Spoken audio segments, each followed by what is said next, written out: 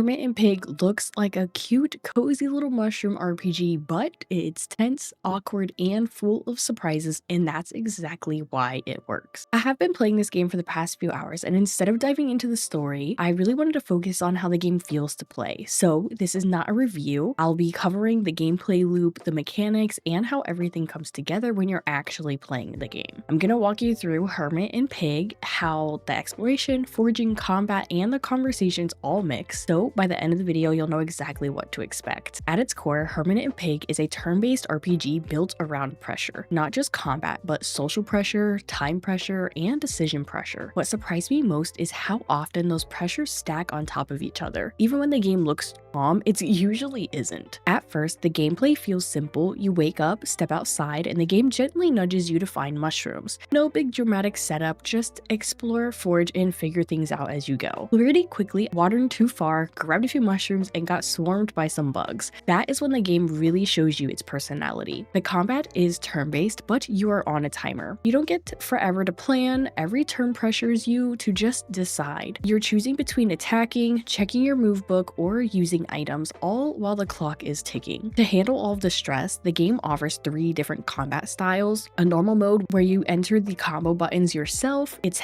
tense, hands-on, and every move really counts. Then you also have the set list mode where you pick the moves from a list, still requiring some strategy, but you feel less panicked. Then there is also relaxed mode. It ends up picking the optimal move, so you just attack. It's perfect if you want to just focus on the exploration and the story. Now, early fights I felt really panicked, but the later ones really felt intentional once I really understood the combat. I really appreciated the option, but the stress was kind of the point of the game. And the mushrooms aren't just collectibles, everything revolves around them. You end up using them to heal, apply status effects, and sometimes they do things that you would absolutely not expect. I learned the hard way when I accidentally ran across one of the special blue ones and immediately had passed out. Suddenly, I wasn't walking anymore, I was floating through a strange dreamlike space with no exploration, no warning, and the game just lets you sit in that discomfort. Then I woke up and just moved on like that was totally normal. And that's when the gameplay loop really clicked for me. It's simple but uncomfortable. You explore, forage, fight, and talk, and deal with the consequences. And even conversations can hurt you. You say the wrong thing, respond awkwardly, and the game doesn't just judge you.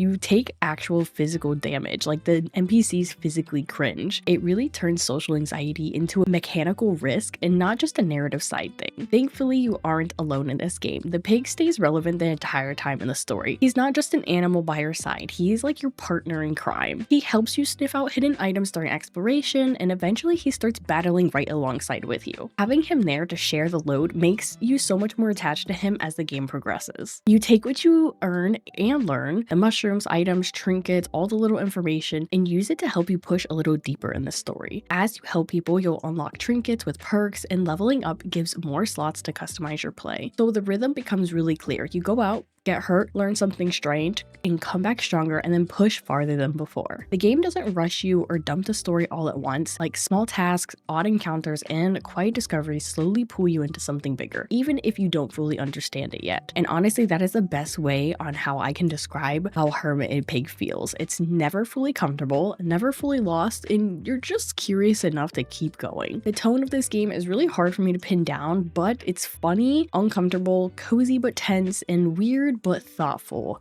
It's a pretty quirky game. So if you want a cozy game that actually challenges you emotionally, mechanically, this one might be your thing. It keeps you engaged in a slightly stressful way intentionally, and that tension just makes the world feel alive. However, if you're looking for something purely relaxing, Hermit and Pig might not be your cup of tea. So let me know in the comments what surprised you most of this game, or if you'll be diving in for yourself. If this video helped you get a feel for the game, make sure to like and subscribe for more cozy gaming content, and until next time, so happy gaming.